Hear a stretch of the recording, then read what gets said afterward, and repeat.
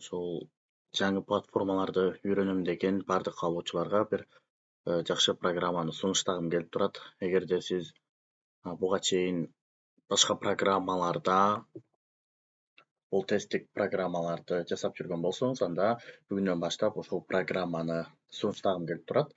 Ал кандай программа десеңиздер, алдыда бардыгын сиздерге нолдон баштап үйрөтүп берем. Адегенде биздин каналга катталып, ошол видеонун астына комментарий жазып, өзүңүздүн колдооңузду билдирип кетүүнү унутпаңыз. Бүгүнкү өтө турган программабыз биздин Джунгли деп аталат. Бул кандай программа экен, сиздер менен алдыда бардыгыбыз сиздер менен күбө болмокчубуз. Джунгли платформасы негизинен инновациялык технологияда өзүнүн чоң орду бар. Бул жасалма интеллекттин бир түрү десек болот. Джунгли программасына кириш үчүн биз адегенде ошол Google аркылуу кирсек болот. Ошол жака Джунгли деп издейсиздер, англисче Джунгли деп издейсиздер. Джунгли деп издегенде эми бул жакта Джунгли Ай деп издесеңиздер жакшыраак болот деп ойлойм. Бул жакта мынакей Джунгли Ай деп издесеңиздер мына ушундай болуп чыгат. Башкаларга кире албаңыздар, анткени аябагандай көп бөлүкчөлөрү бар. Эгерде таппай жатсаңыздар, бул видеонун описаниясына мен бул программанын ссылкасын коюп коемун. Ошол ссылка аркылуу кирсеңиздер болот.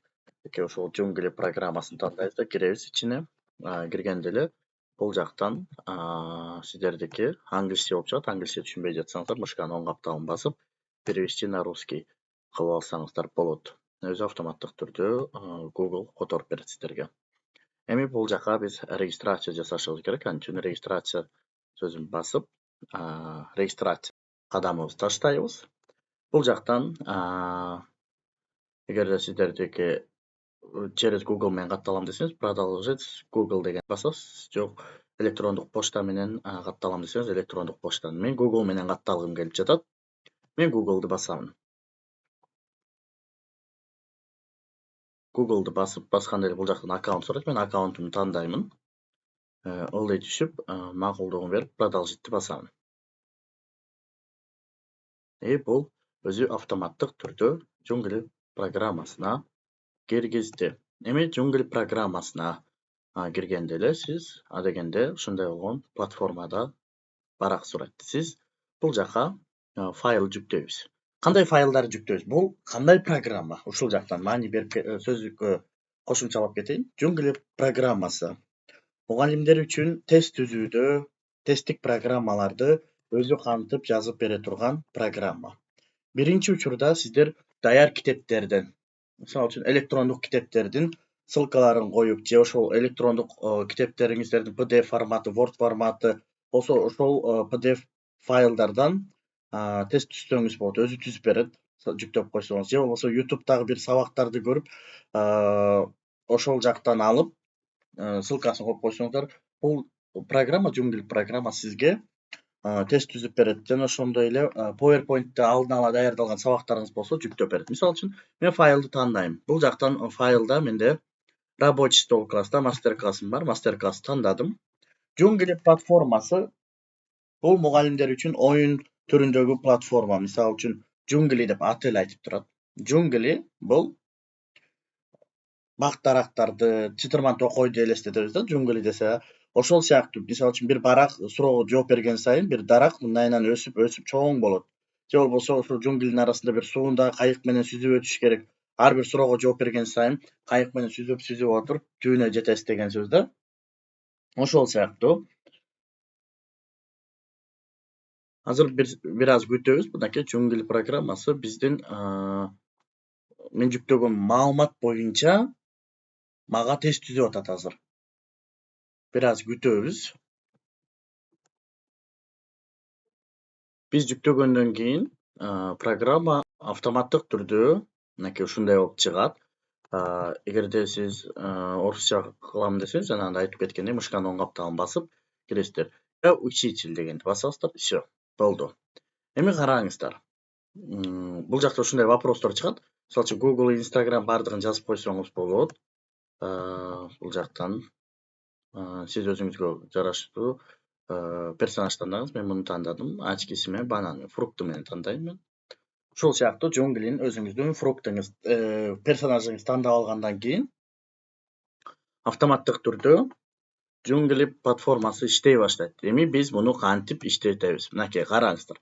Джунгли платформасынын жанында бизге керектүү бул жакта жаңы суроолор деп турат. Домашняя страница, мои занятия, таблица лидеров, обновление деп турат. Бул жактын маанилерин түшүрүп кетейин.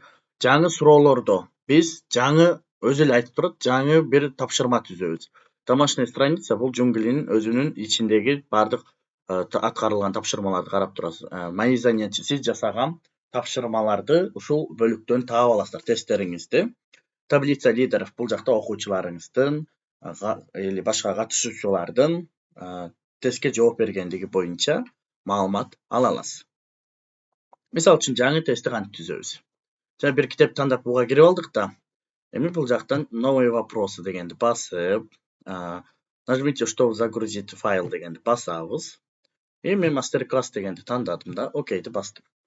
Азыр мага бул жактан Джунгли платформамды түзүп берип атат. Тест түзүп берет, бир аз күтөбүз.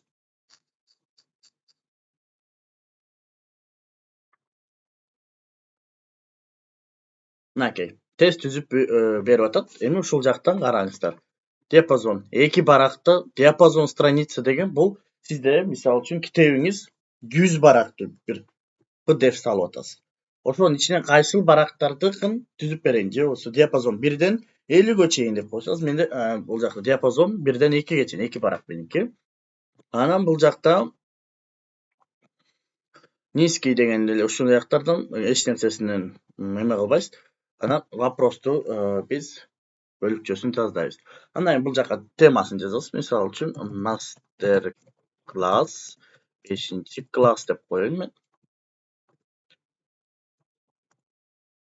Математика деп коеюн. Математика деп туруп продолжительди басам. Продолжительди бастым. Бир аз дагы күтөбүз. Эми интернетиңиздердин ылдамдыгына жараша болот. Бир аз менде интернет жай болуп аткан үчүн жай иштеп атат. Эгер сиздерде интернет жакшы болсо, жакшыраак иштейт. Эми бул жакта сиздерге ушундай календарь чыгат. Экзамен мындайча айтканда тест деп түшүнсөк болот. Тестти бүгүн аласызбы, кайсы числодо? Же болбосо экзамен нет дегенди басып коесуз. Мен экзамен албайм, жөн гана сабак. Эми бул жактан бизге азыр Джунгли платформасы биздин тестибизди түзүп берет. Мынакей, түзүп берип атат. Старт дегенди басабыз. Эми бул жактан STEM контекстинде негизги дөңгөлөк айланат деп түшүндүрүлгөн механиканын негиздери кайсы предмет үйрөтөт? Технология деп белгилейин мен. Илим эмеси болчу экен. Мисалы үчүн мат STEM предмети тең аралыкта дөңгөлөктөрдү жайгаштыруу үчүн эсептөөнү камтыйт. Туура же калп деген, чын жалган деген сыяктуу. Эми ушул жакта ушул бакка маани беребиз. Бул жакта окуучулар туура жооп берген сайын багыбыз мынакей өсүп атат, көрдүңүздөр. Ошол сыяктуу. Эми бул тест кайсыл жактан келип чыкты деп суроо беришиңиздер мүмкүн. Кайсыл бөлүктүкү же кайсыл эменики. Сиздер темаңыздарга жараша эле түзүлөт бул тема. Мисалы үчүн мен математикадан бул теманы алдын ала окуучулар менен өткөнмүн. Ошол сыяктуу ошол сабактын темасына жараша биздин тестибиз түзүлүп атат. STEMдин арт аймагы оюнчукту кооздоо жана өзүнүн фантазиясына ылайык машинанын моделин тандоону камтыйт. Мисалы үчүн туура эмес болсо мындай болуп чыга берет. STEM долбоорунда илим, технология, инженерия, искусство жана математика бирге байланыштырылып колдонулган. Мынакей көрдүңүз. Следующий суроого кетебиз. STEM айланат өнөр деп мисалы үчүн туура эмес белгилесем, ушул сыяктуу кете берет. Эми 9 суроо бул жакта. Сыныпта, класста балдар оюнчукту унааны безектеп жатышат. Бир окуучу үстүнө чоң, ооруп безек коюун сунуштат. Эми азыр бул жакта меники автоматический перевод болуп аткан үчүн ошон үчүн бир аз туура эмес эметилип калат да. Бул оор без машинаны кандайча таасирин бергизет? Мисалы мындай жазды, окуучу отвечает. Окей. Бутакта окуучу туура жооп берди, туура эмес жооп бердиби? Хорошо деген белгини коюп коебуз. Следующий. Какие материалы нужны для использования компонентов STEM? Бул жака окуучу жазды, отвечать. Анан знаю деп коелу. Мисалы үчүн ушул сыяктуу окуучуларыңыз жооп берип кете берет. Мындай кылалы. 9 суроого чейин баралы. Не знаю деген косууда болот. Следующий вопрос. Мындай кылып, следующий. Окей. Бул жак бүттү. Мынакей ушул сыяктуу окуучуларыңыз кандай жооп бергендигин көрө аласыз. Эми биз окуучу мынакей менин эмем бул жакта агып келатат, көрдүңүзбү? Окуучу жооп берген сайын уровендери ушул жака келе берет. Эми менин мои занятияга кире турган болсо мынакей математика деген тесим чыгып калды. Эми биз дагы бир сабак түзүп көрөлү. Создать новую колонну. Бул жака орус тили дейин. Орус тили. Окей. Орус тилин бастым. Эми мен бул жака YouTube'дан ссылка алып келишим керек. Анын үчүн мен YouTube деп алдын ала издеп аламын. Караңыз. YouTube'га кирейин. YouTube'га кирип мен сабагыма тиешелүү бир материал алгым келип атат. Кандай материал? Мисалы үчүн орус тилинде мен литературадан өтүп атам, Лев Толстойду өтүп атамын. Ушул Лев Толстой боюнча мага 1,5 саат, 1 саат 45 мүнөт өткөн. Эми мен муну көрүп тест түзгүчө качан болот десеңиз, муну поделиться кыласыз, ушул видеону копировать этип, ссылкасын копировать этип аласыз. Джунглиге келип, ушул жактан YouTube деген жака ссылканы басып коесуз. Эми ушул видео боюнча, сиздин видеоңуз боюнча алып келген сабагыңыз. Мен Лев Толстойдун азыр өмүрү баяны боюнча түзүп бер дедим. Бул телефондон да колдонсоңуздар болот, ушул QR коддорду окутуп, телефондоруңуздарга да көчүрүп алсаңыздар болот. Интернет бир аз да эме болгондо мындай болуп чыгып калат, же болбосо башкасын эметели. Аудиокнигасын алайын, поделиться. Окей. Копировать. Бул жака алып келейин. Ставить басайын.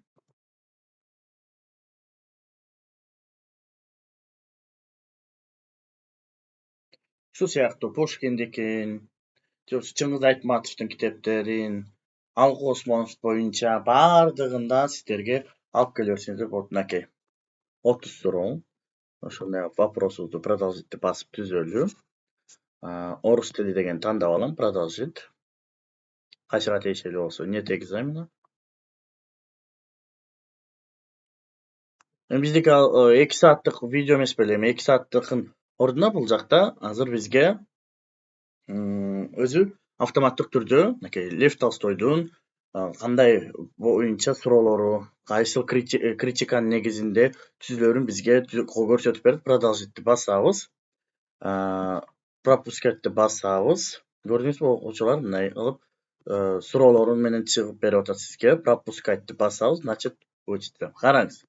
Бүт суроолор автоматтык түрдө сизге түзүлүп чыгат. Мынакей 8, 9, 10 болуп кете берет. 30 суроо болот бизде. Мындай кылып кийинкиге жооп бергенден кийин бул пропускать кылсак, мынакей 14, 15 суроо, 30 суроо болот бизде. Ар түрдүү багытта. Багы өсө берет. Ушул сыяктуу урматтуу кесиптештер, Джунгли платформасын колдонсоңуздар болот. Дагы бул жактан бир нерсени айткым келип жатат. Джунгли платформасы кандай документтерди тест түзөт? Биринчиси эле бизге PDF документтер, PowerPoint, Word, import Anki деген платформа бар, ошондон импорттолгондор, аудио файлдар, видео файлдар, сүрөттөр, YouTube'дан, Google документтерден тест түзөт. Абдан жөнөкөй платформа. Ушунуңуздар менен тесттер түзүп, окуучулар менен көрсөңүздөр болот. Таблица лидеров дегенге чыгып калат окуучулардыкы, канча очко алгандар бардыгы. Муну окуучуларыңыздар менен топторго бөлүп алып, проекторлор менен өтсөңүздөр дагы аябагандай жакшы. Мынакей бул жакта бул биздики маймылыбыз бул жакта эле турат, ошо жунглини аралап өтүш керек. Бул платформа сиздерге жакты деген ойдомун. Эгерде кандайдыр бир түшүнүксүз суроолоруңуздар болсо, комментарийге жазыңыздар, биз сиздерге жооп беребиз. Бул программаны сабактарыңыздарда колдонуп, мыкты, заманбап мугалим болуңуздарга тилектешмин. Бул сабак менен сиздерге ошол жаңы инновациянын дагы бир тепкичин көрсөтүп бердим десем жаңылышпаймын. Сиздер да биз менен биргеликте жаңы инноватор технология боюнча бир кадамыңыздарды жогорулаттыңыздар деген ойдомун. Ишиңиздерге ийгиликтерди каалайм. Биздин каналга катталып, лайк басып, өзүңүздүн ой пикирди жазууну унутпаңыз.